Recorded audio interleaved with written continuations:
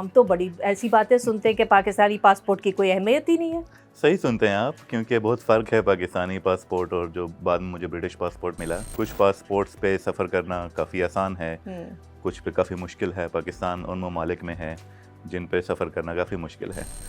अच्छा, तो कोई बुरा एक्सपीरियंस हुआ? एक्सपीरियंस करना पड़ा है कि जब आप पहुंचते हैं किसी जगह पे तो वो कहते हैं कि बाकी सब जाएं, आप साइड पे आ जाएं, आपसे हमने कुछ इजाफी सवालात पूछने हैं। आप इंडिया गए, जी ठीक है। इंडिया तो ज़ाहिर है, आप पाकिस्तान पासपोर्ट पे तो नहीं गए हो। नहीं, पाकिस्तानी पासपोर्ट पे गया था। अच्छा। जी अच्छा, आपने वहाँ पे अपना जो आपका वहाँ पे स्टे था, जो आपने टाइम गुजारा, उस पे आपने किताब लिखी जी कमिंग बैक, जी और इसकी इलस्ट्रेशन भी आपने बनाई है। जी। Very nice. आप चैट जीपीटी से कहें, वो आपको पूरी आइटिनरी बना देगा। आप कौन कौन सी जगहों पे आपको जाना चाहिए, रेस्टोरेंट्स, कैफ़ेज़ कौन से अच्छे हैं, मॉन्यूमेंट्स, अट्रैक्शंस क्या हैं। आदाब, मैं हूँ मुनज़्ज़र सिद्दीकी। मेरे आज के मेहमान हैं एक वर्ल्ड ट्रैवलर और ट्रैवल राइटर। बाय प्रोफेशन वो चार्टर्ड अकाउंटेंट हैं, लेकिन सफ़र का शौक़ है। उनका नाम है शोएब गंडापुर। बहुत बहुत शुक्रिया शोएब, हमें वक्त देने के बहुत लिए। शुक्रिया, आपने बुलाया। शोएब, आपने 114 मुल्कों का सफ़र किया है, उनमें से 86 कंट्रीज़ आपने पाकिस्तान पासपोर्ट पे ट्रैवल किया।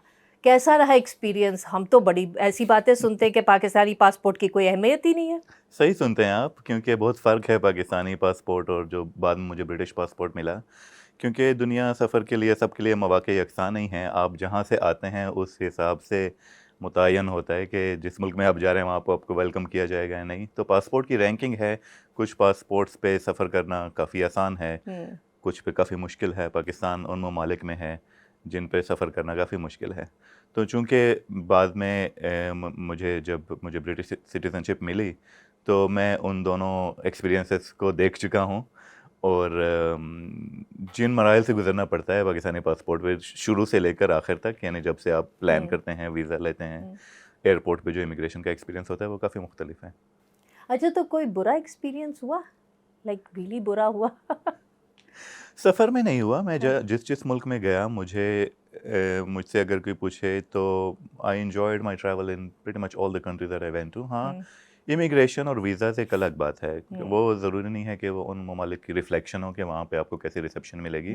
वो जो एंट्री बैरियर्स हैं, वो तो रहा है कि कुछ जगहों पे काफ़ी मुश्किलात का सामना करना पड़ा वीज़ा लेते हुए या पहुँच के इमिग्रेशन पे। मैंने बहुत ज़्यादा सवाल, जो एक जहाँ से आए हैं उस बुनियाद पे आप ऑटोमेटिकली मशकूक बन जाते हैं कि चूँकि आप पाकिस्तान से आए हैं तो वहाँ पे तो you could be a drug trafficker, you could be holding weapons, आपका किसी बैंड ऑर्गेनाइजेशन से ताल्लुक़ हो सकता है। और ये आप पे ही है सारा बर्डन ऑफ प्रूफ कि आपने जाके प्रूव करना है कि नहीं, नहीं, आई एम अ नहीं, क्लीन आप पर्सन और क्लीन मेरा पर्सन। इन सब चीज़ों से कोई ताल्लुक़ नहीं है। आपका ताल्लुक है डेरा इस्माइल खान से, ठीक है, आप पठान हैं, तो वो एक और मसला नहीं होता होगा, एक और लेयर इशू का? जो मेरे ख़्याल में पाकिस्तान से बाहर उसका इतना इफ़ेक्ट नहीं है। वो जो पाकिस्तान में जहाँ से मैं बिलॉन्ग करता हूँ, उसका असर हमें पाकिस्तान में ज़्यादा महसूस होता है। हाँ, इंटरनेशनली ये होता है कि नेम मैचिंग, मेरे नाम के आखिर में ख़ान आता है या मेरा शहर, तो जो एल्गोरिथम होता है, जो जो भी पासपोर्ट एजेंसीज़ हैं, जिस तरह से वो उन्होंने सिस्टम में डेटा इनपुट करते हैं, और शायद इन एरियाज़ की बुनियाद पे जो मुझे कई दफ़ा एक्सपीरियंस करना पड़ा है कि जब आप पहुंचते हैं किसी जगह पे तो वो कहते हैं कि बाकी सब जाएं, आप साइड पे आ जाएं, आपसे हमने कुछ इजाफी सवालात पूछने हैं। तो it's a combination of factors, the country I come from, the place in the country I come from, my name itself, तो वो सब चीज़ें। अच्छा, पाकिस्तान से बाहर आपको, आप कह रहे हैं इतना ज़्यादा इसका इम्पैक्ट नहीं होता कि आप कहाँ से आए हैं, लाइक लोगों के साथ इंटरेक्शन में। तो लेकिन पाकिस्तान के अंदर हम ये देख रहे हैं कि सोशल मीडिया के ऊपर ख़ास तौर पर पश्तूनों के ख़िलाफ़ एक ऐसा लग रहा है कि एक मुनज़्ज़म कैंपेन चल रही है। तो उस हवाले से कभी मुश्किलात का सामना हुआ? उस हवाले से एक जो स्टीरियोटाइप्स और प्रेजुडिस पाया जाता है उसका तो सामना करना पड़ता है, मगर ज़ाहिर है आप जितने क्लास डिपेंडेंट उसका असर आप पे ज़्यादा पड़ता है। मुझे अगर ज़ाती तौर पे इतना नहीं पड़ा, मगर मैं देखता हूँ कि जो मसलन मज़दूर तबका है या जो जिन लोगों को अपना शहर छोड़ के दूसरे शहरों में जाके उनको इस चीज़ का बहुत ज़्यादा डिस्क्रिमिनेशन फील होती है और ये उनके एक्सपीरियंसेस से यानी रेसिज्म भी क्लासिस्ट है। हाँ क्लासिस्ट है वो एक बिल्कुल। इंटरसेक्शनल होता है ना हाँ, क्लास और वो बिल्कुल सब चीज़ें क्लास बिल्कुल। आपको उन चीज़ों से ऊपर ले जाती है मगर यह है कि चूंकि मैं डेरा इस्माइल ख़ान में पला बड़ा और ज़्यादा बाहर के शहरों में इतना जाना नहीं होता था। पहली बार जब मैं इस्लामाबाद गया जब मैं सीए की तालीम के लिए तो वहाँ पे शुरू में आपको नहीं एहसास होता कि आप जो हैं वो कोई अनोखी चीज़ है मगर आप किसी नई जगह पे जाते हैं तो जो my Pashtun identity became the main talking point लोगों के लिए बन जाता था। अच्छा पश्तून है तो वो तो यूँ होते हैं तो यूँ होते हैं तो आप भी ऐसे करते हैं। तो वो चीज़ होती थी। फिर आप पहले सफ़र की बात कर रही थी, अब इमिग्रेशन हम तो बाहर की दुनिया की बात कर रहे हैं कि पाकिस्तान पासपोर्ट पे सफ़र करना कैसा होता है। जब पाकिस्तान से आप एग्ज़िट करते हैं वहाँ पे भी आपको अपनी पूरी इंटरव्यू देना पड़ता है कि और वो भी जब पासपोर्ट पर देखते हैं और देखते हैं कि मैं पाकिस्तान में किस शहर से आ रहा हूँ तो उसकी बुनियाद पे भी यहाँ पे जाने से पहले एडिशनल स्क्रूटिनी से आपको गुजरना पड़ता है। जो दूसरी आप बात कर रही थी कि आजकल एक कैंपेन सी चल रही है वो आजकल के हालात से काफ़ी जुड़ी हुई है क्योंकि पाकिस्तान में अगर हम पश्तून या बलोच या जिसे हम कहते हैं कि एक पाकिस्तान प्रॉपर है और एक पेरिफेरी ऑफ पाकिस्तान है जिसमें आप केपी या बलोचिस्तान को शामिल कर लें, वहाँ पे जो एक मुसलसल अनरेस्ट की सूरत हाल है कई सालों से मतलब 3-4 दिहाइयों से जिसमें अभी इस सूरत हाल आजकल दोबारा काफ़ी ख़राब है ख़ास तौर पे केपी में और जो फॉर्मर फाटा रीजन में। और वहाँ पे एक जो लोकल लोगों में परसेप्शन है कि हालात नेचुरल एवोल्यूशन से ख़राब नहीं हुए, ये ख़राब किए गए हैं नहीं, और ये परसेप्शन ही और ये बात ठीक है। हाँ और ये बात ठीक है जो कि बाकी जो पाकिस्तान प्रॉपर में लोगों को ये बात समझ नहीं आती। वहाँ पे ये बात फिर प्रमोट की जाती है कि ये लोग ही ऐसे हैं, दहशतगर्द हैं, इन्हें चैन से रहना पसंद ही नहीं है, इनके कल्चर में या उनके खून में शामिल है लड़ना झगड़ना और उससे वो कॉन्सेंट भी फिर बनता है ऐसा ऐसा कि वहाँ पर जो इरादे हैं ऑपरेशन करने के या मिलिट्री ऑपरेशन या इतने लोग बेघर हुए जो पहले हमने बहुत ज़्यादा ऑपरेशन देखे हैं तो उससे ये कॉन्सेंट बनता है कि आपके अपने करतूत की वजह से ये हो रहा है। अगर आप लोग सुकून से रहना सीख लें पश्तून तो फिर ये नहीं होगा। तो उसमें से जो बाकी स्टेट लेवल या अथॉरिटीज जो बाकी लोगों का रोल है हालात ख़राब करने में उनको बिल्कुल बरियोज़िम्मा करके सब बर्डन आवाम पे डाल दिया जाता है कि इनका कल्चर और आइडेंटिटी पे डाल दिया जाता है कि इनकी आइडेंटिटी के ये जो है ये वो क्या मार्शल रेस है या मतलब इनकी नेचर में ही नहीं है सुकून से बैठ के रहना। तो which ironically can be said for almost everyone. Which also removes के जो रूट कॉजेस होते हैं इन इलाकों में अनरेस्ट के वो क्या हैं उससे तवज्जो हटाकर वो सब ये तो हमारी सियासत का एक हिस्सा रहा है ना, हमारी तारीख का एक हिस्सा रहा है कि असल इशू से तवज्जो हटाने के लिए ऊट पटांग चीज़ें उठाई जाती हैं और उस पे प्रोपेगेंडा किया जाता है और इस तरह से ये तो और ये चीज़ें बहुत कॉमन हैं। आप पाकिस्तान से बाहर भी देखें जो ऑप्रेस्ड कम्युनिटीज़ होती हैं वहाँ पे उनको ब्लेम किया जाता है कि they are responsible for their own condition, जैसे विक्टिम ब्लेमिंग है। हाँ विक्टिम तो वही चीज़ यहाँ भी है।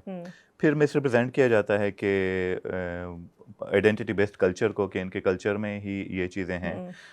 अब वो ये भूल जाते हैं कि ये कल्चर ऐसा जब बना तो ये क्या कल्चर की नेचुरल प्रोग्रेशन हो रही है या इसमें स्टेट मतलब सब लोग जानते हैं कि वहाँ पे अफ़गान वार हुई, CIA बैक्ड जिहाद हुआ, मदरसे बनाए गए फॉरेन फंडिंग से जिससे एक तरह से सोशल रीइंजीनियरिंग की गई। उससे पहले का अगर आप देखें ठीक है पेट्रियार्की थी सिर्फ वहाँ पे नहीं है बाकी हर जगह पे है हर जगह और वहाँ का एक यूनिक कल्चर था मगर वहाँ के कल्चर में बहुत ज़्यादा बर्दाश्त और टॉलरेंस भी था।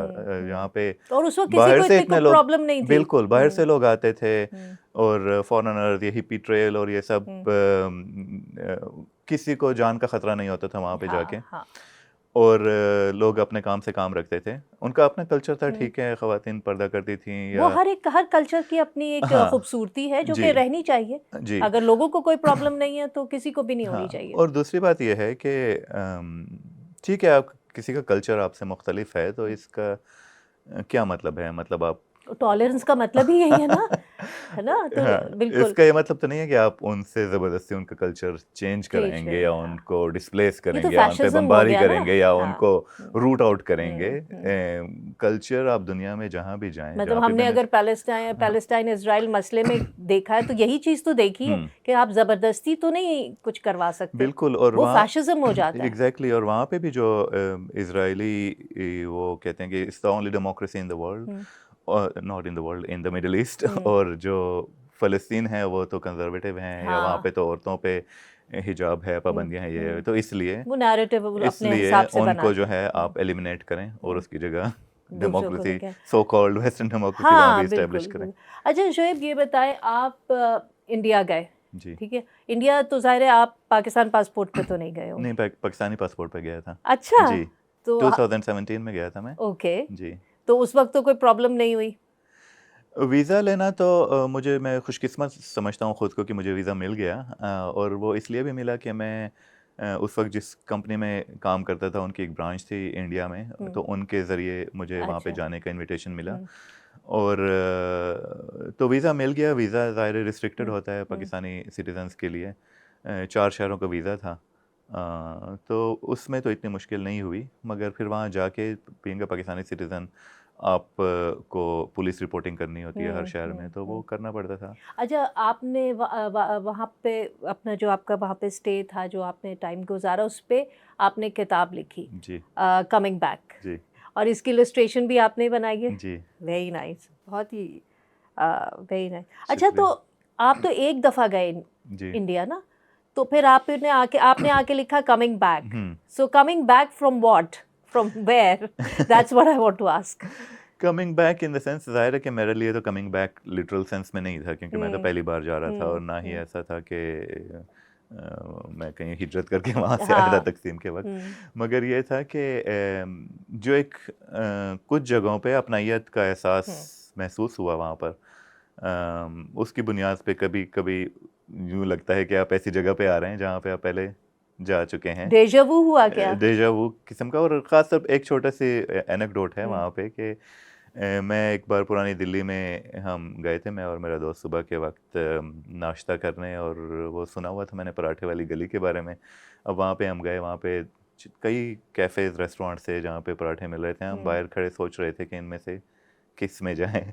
तो इसी दौरान एक रेस्टोरेंट से एक आदमी ने निकल कर मुझे देख के कहा कि अरे साहब, बड़े दिनों बाद आए। अच्छा। तो तो मेरे दिमाग में वो बात टिक गई कि हाँ, ये जो बात है कि पहली बार उनको किस चीज़ का डेजा वू हो रहा था? हाँ, या तो शायद वैसे ही कस्टमर को घेरने के लिए। अच्छा।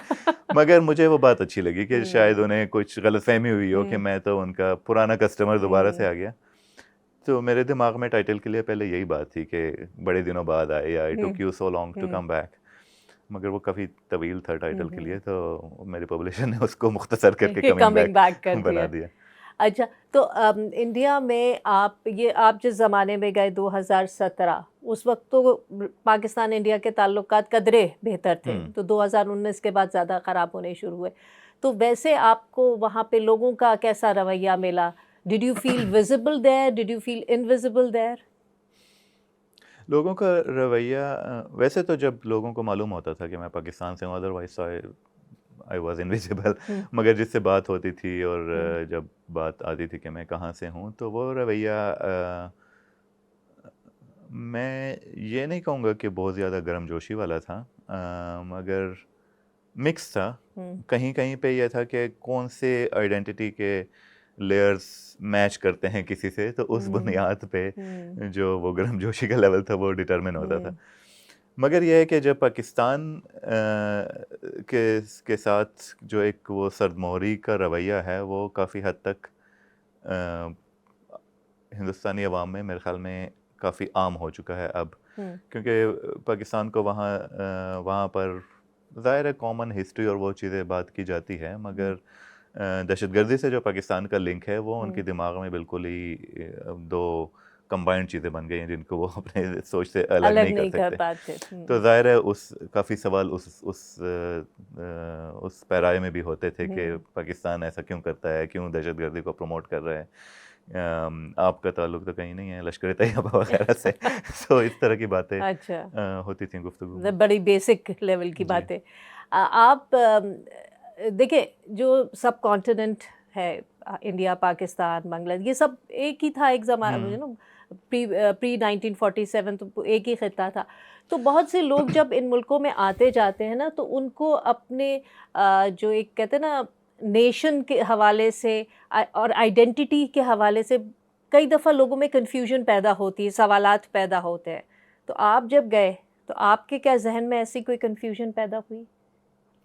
कोई नॉस्टैल्जिक एलिमेंट आया हो, कुछ ऐसा फ़ील किया हो? आइडेंटिटी के हवाले से कोई कन्फ्यूजन नहीं पैदा हुई, मगर वहाँ पे मुझे एक जो क्या कहना चाहिए उसको, एक अफ़सोस सा ये हुआ कि यहाँ पर इतनी जिसे कहते हैं कि जिन जगहों को या जिन जो सकाफ़ती लेवल पर या तारीख़ी लेवल पे जिन चीज़ों को हम समझते हैं कि ये भी हमारी चीज़ें हैं या ये हुँ, भी हमारी मुश्तरका तारीख़ है, हुँ, और अब हमसे वो जगहें कट गई हैं। हुँ, मतलब वहाँ पर जाना इतना मुश्किल है, वहाँ पे आना-जाना हुँ, तकरीबन नामुमकिन हो गया है हुँ, अब।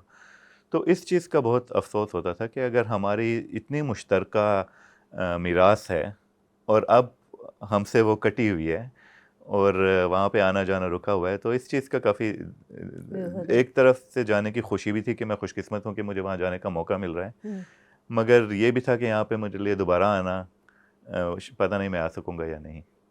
अच्छा, इस आपने ये जो अपनी किताब में बहुत ओवरटली क्रिटिकल नहीं हुए आप इस बुक में। हुँ। तो क्या ये जानबूझ के ऐसा क्या कंट्रोल किया कि मैं बहुत ज़्यादा क्रिटिकल नहीं हो रहा हुँ। कि critical towards what? Towards your journey, your hmm, experience in India? Hmm. It's not a very critical book. मेरे ख़्याल में मैंने वाज़ दैट कोई डिलिबरेट? नहीं, इट वाज़ नॉट डिलिबरेट।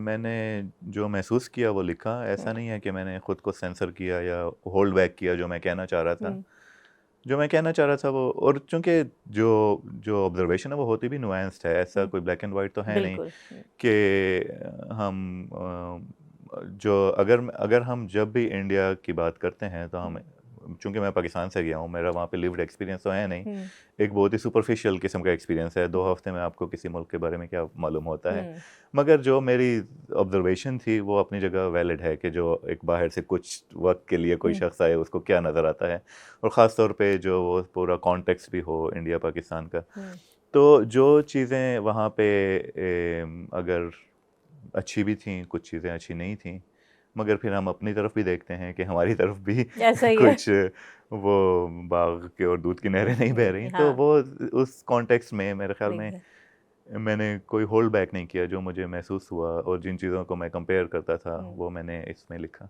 अच्छा, coming back to your travelling, hmm. Travel करने का शौक था या ये ट्रैवलिंग एक्सीडेंटल है कि भाई हो गई, हालात ने ऐसे बना दिए काम के लिए या व्हाटएवर, तो ट्रैवल करना पड़ा तो हो गया? हुँ। वाज़ इट लाइक दैट या ये डिलिबरेट एक एफर्ट थी? शौक तो था, हुँ, मगर बचपन से ही मुझे बैरूनी दुनिया में बहुत ज़्यादा दिलचस्पी थी। मगर वो ये नहीं था पता कि ये मुमकिन भी है। मुमकिन बनाया काम के ज़रिए, क्योंकि पहली बार जब मैंने पाकिस्तान से बाहर गया तो काम काम के सिलसिले में, और शुरू में सफ़र उसी हवाले से हुआ। मगर एक बार जब वो मेंटल बैरियर टूट गया कि ये तो किया जा सकता है, हाँ, तो फिर मैंने बाकी ज़्यादातर सफ़र 114 ममालिक में, मेरे ख़्याल में 100 ममालिक मैंने अपनी तरफ से या फॉर लेजर जिसे कहते हैं ट्रैवल किया। हुँ, हुँ। तो इस सारी ट्रैवलिंग में पूरी दुनिया ही देख ली ना, ऑलमोस्ट 114 ममालिक तो बहुत होते हैं। तो सबसे ज़्यादा आपको क्या फ़ील हुआ? आप में कोई उस पूरी ट्रैवलिंग का कोई इम्पैक्ट, कोई तब्दीली आई? कोई महसूस की कि अच्छा ये चीज़ बदली है या ये स्विच ऑन ऑफ हुआ है, कुछ ऐसा हुआ? तब्दीली तो एक स्लो प्रोसेस होता है, ऐसे स्विच ऑन ऑफ की तरह कोई तब्दीली नहीं है, मगर ये है कि जब बहुत सी चीज़ें यूँ पता चली कि कितनी चीज़ें इंसानों में मुश्तरका होती हैं, चाहे वो जहाँ भी रहते हों। हुँ, एक इंसानियत के लेवल पर कि जो चीज़ें हम बाहर जाके जब ये लगता है कि जो रवैये होते हैं या इंसानी रिश्ते या बाकी जैसे जिन चीज़ों पे लोग खुश होते हैं, जो उनके खाना कैसे होता है या आपस में ताल्लुकात वगैरह, तो वो चीज़ें वहाँ पे एक कॉमन ह्यूमन थ्रेड हुँ, की चीज़ नज़र आती थी हर जगह। उसकी रियलाइजेशन हुई आहिस्ता आहिस्ता। कौन सा मुल्क सबसे अच्छा लगा? इसके लिए मैं किसी एक मुल्क का नाम लेना मेरे लिए काफ़ी मुश्किल है। वो मुल्क जहाँ अगर आपको चॉइस हो रहने की, हम्म ज़ाहिर है अपना मुल्क अपना होता है, मैं उसकी बात नहीं कर रही, हम्म लेकिन अगर चॉइस हो कि तो कौन सा कोई ऐसा मुल्क जहाँ आप कहें कि अच्छा मैं यहाँ रहना चाहूँगा? ट्रैवल में मेरा यह है कि मैं जिस मुल्क में जाता हूँ मुझे वो मुल्क उस वक्त काफ़ी ज़्यादा अच्छा अच्छा लगने लग जाता अच्छा। है। तो अक्सर मुझे है कि तो यहाँ भी आप रहा यू जा लिव इन द सकता है। मोमेंट। हाँ, आई हाँ लिव इन द मोमेंट। हाँ। और अक्सर मुझे ये लगता है कि यहाँ भी रहना बुरा नहीं होगा, ये भी अच्छी जगह ये भी अच्छी। है। अच्छा, बॉर्डर्स जो है ना, बॉर्डर्स तो एक मॉडर्न कॉन्स्ट्रक्ट है ना, हम्म तो जब भी आप कोई बॉर्डर क्रॉस करते हैं हम्म तो क्या फीलिंग होती है? Is there an element of fear, या वो फियर होता है उसको फॉर्मलाइज करते हैं? Has it ever happened? Because Pakistan से जब लोग बाहर ट्रैवल करते हैं, पाकिस्तान के पासपोर्ट के ऊपर majority of the people have this innate fear, you know, for बहुत सी reasons हैं इसके, होता है। तो आपके साथ हुआ कभी? मुल्क बॉर्डर क्रॉस करते ये वक्त होता है। दुनिया भर में होता है, हाँ, बॉर्डर्स हर जगह है, आप किसी बॉर्डर एक मुल्क क्रॉस से कर दूसरे जी, मुल्क जा रहे हैं। क्रॉस करते वक्त ज़्यादा होता था पाकिस्तानी पासपोर्ट के वक्त कि कहीं पे किसी वजह से कोई मसला ना बन जाए, मगर once you have cross that point और तो उसके बाद एक्साइटमेंट ज़्यादा होती है। वो मैं ये नहीं कहूँगा कि fear was the predominant emotion I had at any time while traveling, वरना तो शायद अगर वो होता तो शायद मैं इतना सफ़र ना करता। जो मेन ड्राइवर है वो तो एक्साइटमेंट का है। हाँ। तो इतनी ट्रैवलिंग के नतीजे में क्या कोई, जैसे नेशनलिज्म का कॉन्सेप्ट है, क्या उसमें कोई तब्दीली आई? नेशनलिज्म के कॉन्सेप्ट को तो मैं शुरू मतलब आहिस्ता आहिस्ता जो मैंने सीखा उसका इतना बड़ा सब्सक्राइबर नहीं हूँ कि नेशनलिज्म से एक किस्म की बेवकूफ़ाना लोगों में तकसीम या उसी का एक एलिमेंट है। और जितना मैंने ट्रैवल किया उससे ज़्यादा ये महसूस हुआ कि लोग काफ़ी एक जैसे हैं और उन्होंने कुछ चीज़ों की बुनियाद पे ख़ुद को अलग या नेशनलिज्म पर से अगर आपकी आइडेंटिटी है उसको सेलिब्रेट करना कोई बुरी बात नहीं है, मगर उसको जिंगोइज़म की तरफ ले जाना और वो एक जो अक्सर हो जाता है नेशनलिज्म उस तरफ अगर निकल जाए तो उससे वहाँ पे मसला बन जाता है। कोई कोई ऐसा सफ़र, कोई ऐसा मुल्क जिसने आपका जो वर्ल्ड व्यू होता है ना, कि एक इंसान के जहन में एक दुनिया का एक इमेज होता है, उसको चैलेंज किया हो? सारे कोई एक मुल्क एक सफ़र जैसे? सारे मुल्क एक जैसे नहीं है, हर मुल्क में जाके आप सीखते हैं, मगर ऐसा ट्रांसफॉर्मेटिव एक्सपीरियंस मैं नहीं कहूँगा नहीं, कि किसी। लेकिन कहीं कोई चैलेंज आया हो जिसने चैलेंज किया वो आपको? जैसे कई कंट्रीज होते हैं, लोग ये कहते हैं कि जी जैसे बहुत चंद ही लोग हैं, मुट्ठी भर लोग हैं जो नॉर्थ कोरिया जो ट्रैवल कर पाए और वहाँ देखा, जी तो वहाँ उनका जो एक्सपीरियंस था वो उनको बहुत अलग लगा, उनको चैलेंजिंग भी लगा। उनके जो क्योंकि जैसे दुनिया में ये कॉन्सेप्ट है, ये ये दुनिया को बताया गया है कि नॉर्थ कोरिया बहुत ही एक ऑटोक्रेटिक स्टेट है, जो कि वो है, और फैशिस्ट भी है, सब है। लेकिन जैसे वहाँ से जब लोग आते हैं तो कईयों की मैं पढ़ रही थी उनकी राइटिंग्स, तो उनका ये कहना है कि नॉर्थ कोरियंस जो हैं वो पेट्रियाटिक भी बहुत है। तो हो सकता है उनको मसाइल हो, मगर वो खुश भी हैं, अपनी ज़िंदगी में खुश भी हैं। तो ये एक होता है ना कि ये एक्सेप्ट करना ज़रा एक मुश्किल चीज़ होती है कि आपको बताया क्या गया और लोग वहाँ से जो आए हैं वो क्या कह रहे हैं। तो इस तरह का कभी कोई एक्सपीरियंस हुआ? इस तरह जैसे नॉर्थ कोरिया है वहाँ मैं तुर्कमेनिस्तान गया था, वो भी ऐसा ही है कि बहुत ही कंट्रोल्ड किस्म का मुल्क है जहाँ पे टूरिस्ट के लिए जाना बहुत मुश्किल है, और बहुत से ममालिक ऐसे भी हैं जो सिर्फ आपको एक कंट्रोल मतलब वहाँ पे आप आज़ादी से नहीं घूम फिर सकते, आपका जो टूर गाइड होगा वही आपको लेके जाएगा मखसूस मकामात पर। तो जो आपको वहाँ पे जाके महसूस होता है, लोग हर किस्म की ज़िंदगी के आदी बन चुके होते हैं, चाहे वो आपको बाहर से ये खबर दी जा रही हो कि बहुत ही ऑप्रेस्ड हैं और लोग खुश नहीं हैं, मगर that's the only reality they know. अगर वो कंट्रोल भी है, जैसे मैं क्यूबा में गया, वो भी काफ़ी कंट्रोल्ड मुल्क है, कम्युनिस्ट मुल्क, या तुर्कमेनिस्तान या भूटान में गया था जिसे शायद वो लैंड ऑफ हैप्पीएस्ट पीपल, उन्होंने ग्रॉस नेशनल हैप्पीनेस इंडेक्स भी बनाया, मगर वो भी बहुत ही मतलब स्ट्रिक्ट बॉर्डर्स वाले ममालिक हैं जो उस तरह से आज़ादी से टूरिस्ट को नहीं आने जाने देते। मगर जो हैप्पीनेस है, it's a very subjective concept. मतलब अगर वहाँ पे लोग, और उससे आगाही का भी ताल्लुक है कि अगर that's the only life they know, और उन्होंने देखा ही नहीं है कि क्योंकि उनका मीडिया सब कुछ कंट्रोल्ड है, तो फिर ज़ाहिर है वो पर्सपेक्टिव बदल जाता है, और बाहर की दुनिया में जो रिपोर्ट किया जाता है वो अलग है, मगर that doesn't change the fact कि वो ऑटोक्रेटिक स्टेट्स तो हैं। अच्छा, ये बताएं कि पाकिस्तान से जो पाकिस्तानी ट्रैवल करना चाहें आपकी तरह, बहुत नौजवान हैं जिन लोग बहुत शौक होता है सबको, एक ये आई थिंक ये नेचुरल भी है, everyone feels that they want to travel, they would like to travel, क्या एडवाइस करेंगे आप? They should just pick up their bags and travel. It's ये है नॉट सो कि easy on a Pakistan of course passport, it's और not आजकल easy. जो हमारे एयरपोर्ट्स पे हाँ, सिचुएशन है कि वो FIA वाले रोक रोक के हर कागज़ मांग रहे होते हैं दुनिया का, ये लेकिन भी ट्रैवल दिखाओ में तो वो ये भी तो है, दिखाओ। बैरियर्स तो हैं। एक तो ये है कि ट्रैवल इज़ नॉट फ्री, आपको you have to save money and then you have to spend wisely. और दूसरा ये कि आपको रिसर्च करनी पड़ेगी कि आपको कहाँ का वीज़ा रिक्वायरमेंट्स वो आपको सबको पूरी करनी चाहिए, ताकि आपको बाद में मसाइल ना हो यहाँ पर एयरपोर्ट पे या वहाँ पहुँच कर। तो वो सब चीज़ें तो आपको, और अब ये है कि अब मालूमात बहुत ज़्यादा दस्तयाब हैं। जब मैंने शुरू में ट्रैवल किया था 8 9 10 2010, तब से शायद मैंने जो अपना पर्सनल ट्रैवल है वो ज़्यादा करना शुरू किया। तो अब तो सब चीज़ें काफ़ी एक्सेसिबल हैं, इन द सेंस कि आपके पास गूगल मैप्स हो तो आपको गाइड की भी ज़रूरत नहीं है। आप चैट जीपीटी से कहें वो आपको पूरी आइटिनरी बना देगा, आप कौन कौन सी जगहों पे आपको जाना चाहिए, रेस्टोरेंट्स कैफ़ेज़ कौन से अच्छे हैं, मॉन्यूमेंट्स अट्रैक्शंस क्या हैं, और ये वीज़ा और इनसे मुतालिक भी सब मालूमात दस्तयाब हैं। तो आप मालूमात सब करके जाएं। नामुमकिन नहीं है, मगर ज़ाहिर ये है कि आपके पास, अगर आप पाकिस्तान से हैं तो आपको एक बहुत बड़ा डिसएडवांटेज तो है पासपोर्ट का, मगर आप वो डिसएडवांटेज को अबूर कर सकते कर हैं। सकते। अच्छा, शुएब, आखिरी एक सवाल, ये जो आपने किताब लिखी, अ, इसमें कितनी मेहनत दरकार हुई, कैसा रिस्पॉन्स आ रहा है, how was the experience of writing a book?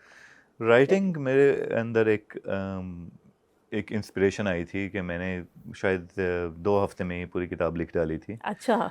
और ये था कि जब मैं इंडिया से वापस आया तो मेरे दिमाग में एक बात थी कि मुझे लिखना चाहिए, ये तजर्बात जो मेरे वहाँ पे हुए हैं मुझसे भूल भूल सकते हैं। तो मेरा जो मेन मकसद था वो अपने तजर्बात को कलमबंद करना था कि वो डॉक्यूमेंट हो जाए। मगर जब एक बार वो मैंने कर लिया और उसको मैंने दोबारा देखा, तो मुझे लगा कि इसमें से तो एक स्टोरी भी बन रही है, ये सिर्फ मेरा जर्नल नहीं है, हाँ, बल्कि एक कहानी भी है इसके लिखने का अंदर। ये जी फायदा जी। होता है ना। तो उसके बाद जो मरहला आता है, फिर जब आपने लिख लिया अब इसके साथ करना क्या है, क्योंकि जब मैंने लिखा तो मेरे दिमाग में नहीं था कि मैं किताब लिख रहा हूँ। फिर इत्तेफाक से मेरी एक पब्लिशर से लंदन में मुलाकात हुई, और फिर मैंने वो टेक्स्ट दोबारा रिवाइज़ किया, उसको किताबी सूरत में लाया। मगर इसमें काफ़ी मराइल होते हैं, ख़ासतौर पे अगर आप नए लिखने वाले हैं, पब्लिशर को ढूंढना, फिर किताब की मार्केटिंग करना। तो और ख़ास तौर पे इस दौर में जब एक्चुअली बुक रीडिंग थोड़ी कम होती जा रही है। हाँ। अच्छा, तो आप तो ये जो 114 ममालिक का सफ़र किया, क्या उसके ऊपर भी कोई किताब लिखने का इरादा है? तो बहुत मोटी होगी अगर इरादे तो बहुत हैं। ज़ाहिर है इतने सारे ममालिक को कवर करना। हाँ, नहीं, इरादा तो है, मगर अभी उसके लिए मैंने कोई अमले इक़दामात नहीं नहीं, उठाए। मैं नोट्स वोट्स तो लिखना शुरू कर दिए ना, हाँ, वो तो होने चाहिए। शुरू में मैं नहीं लिखता था, मगर अब मैं लिखता हूँ जब भी हुँ, मैं जाता हूँ। हुँ, क्योंकि ज़ाहिर है जब मैंने शुरू में सफ़र करना शुरू किया था, मुझे मेरा नहीं था ख्याल कि एक ज़माने में इतना 114 ममालिक मैं जा चुका हूँगा, तो एक स्टोरी उसकी भी बनती है। मगर शायद मैं, ज़ाहिर है हर इंडिया पे मैंने एक किताब लिख डाली, क्योंकि वो एक तजर्बा बहुत यूनिक था। हर मुल्क का तजर्बा उस तरह से यूनिक तो नहीं होगा, मगर मैं थीम्स को एक्सप्लोर करना चाहता हूँ कि जो कॉमन थीम्स मुझे मुख्तलिफ ममालिक में नज़र आईं, उनको मौजू बनाकर उस पर लिखा जाना चाहिए। इंडिया की एक अच्छी बात बताएं जो आपको सबसे अच्छी लगी। India is very very rich culturally, historically. मेरे ख़्याल में दुनिया में शायद उसका कोई हिस्सा नहीं है, जितनी डाइवर्सिटी इंडिया के अंदर पाई जाती है, इट्स माइंड ब्लोइंग। मतलब आप उसको, It was never one country, right? हाँ, You know, it was collection of states which हाँ, came together. तो But it was one region, even if it one was region, not one yes, हाँ, political, subcontinent one they call. government, but it was one region. और अगर उनमें आप अगर हम कहते हैं कि साउथ इंडिया बहुत मुख्तलिफ है या नॉर्थ ईस्ट बहुत मुख्तलिफ है, मगर उन सब में एक इंडिया होने का कॉन्सेप्ट है कि they belong to India, even though they are very different from north India या नॉर्थ ईस्ट इंडिया है, मगर उनमें ये नहीं है कि we are not Indian, they are still part of India. ये भी एक अनोखी सी बात है मेरे ख्याल में। हम अगर बाकी दुनिया में देखें तो एक ज़बान से या एक एथनिसिटी से लोग जुड़े होते हैं, और इंडिया में इन सब चीज़ों के इतने मुख्तलिफ होने के बावजूद वो जुड़े हुए हैं। तो आपके ख्याल में किस चीज़ से जुड़े हुए हैं? वो कॉमन हेरिटेज से जुड़े हुए हैं, कॉमन हिस्ट्री से जुड़े हुए हैं? परहैप्स कॉमन हेरिटेज, शायद मज़हब से भी जुड़े हुए हैं, बिकॉज इंडिया दुनिया में हिंदू मज़हब का वाहिद एक वो है जो बर्थ प्लेस कह लें उसको, या मेन मरकज़ है, मगर सिर्फ हिंदू नहीं रहते वहाँ पे, मुसलमान, ईसाई, बुद्ध मत सब, और उस हिसाब से भी बहुत कल्चरली रिच जगह है कि वहाँ पे बुद्ध मत मज़हब भी आगाज़ हुआ। मुसलमानों की बहुत पुरानी तारीख़ है वहाँ पे, Christian, Jewish communities, Parsi communities, शायद उस जगह पे लोगों, हाँ जैन जो कि उससे भी पुराना मज़हब है, एक लोगों को पनाह मिली हिंदुस्तान में और उन्होंने उसको अपनाया, चाहे वो मुख्तलिफ कम्युनिटी से आए, और ओवर सेंचुरीज सबका उसके साथ रिश्ता मजबूत होता गया। हाँ, हर एक ने एक मेल्टिंग पॉट था ना, तो हर एक का उसमें एक इनपुट भी रहा है, रोल भी रहा है उसकी तश्कील में। बिल्कुल। पाकिस्तान उस यूनिट से कट गया 47 में, मगर ये भी रीजन जो है ये एक ब्रॉडर इंडियन रीजन में ही आता, या साउथ एशियन रीजन जिसे अब ज़्यादा पॉलिटिकली करेक्ट है कहना।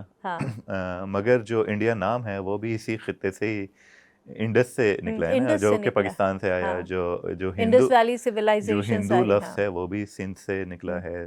तो चाहे अलग नेशन स्टेट मॉडर्न हिस्ट्री में बन जाए, वो तारीख तो आप नहीं बदल सकते ना, कि एक कॉमन हाँ, मतलब वो जैसे रैडक्लिफ लाइन आपने कागज़ पे बना दी, तो उससे जो कि बहुत एक हैपहैज़र्ड किस्म की लाइन, पता ही है आपको कि तारीख़ में जो था, मगर उस हिसाब से जो ये चीज़ मुझे अच्छी लगी कि उसकी जो डाइवर्सिटी है और जो रिचनेस है वो शायद कहीं और नहीं है।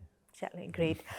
शोएब, बहुत बहुत शुक्रिया, and all the best for hopefully another book, and 115वें मुल्क के ट्रैवल के लिए भी दुआएं आपका हो, और तो कभी दोबारा चक्कर लगेगा तो फिर बैठेंगे। बहुत शुक्रिया, इजाज़त दीजिए। खुदा हाफिज़। For more updates, subscribe now and press bell icon.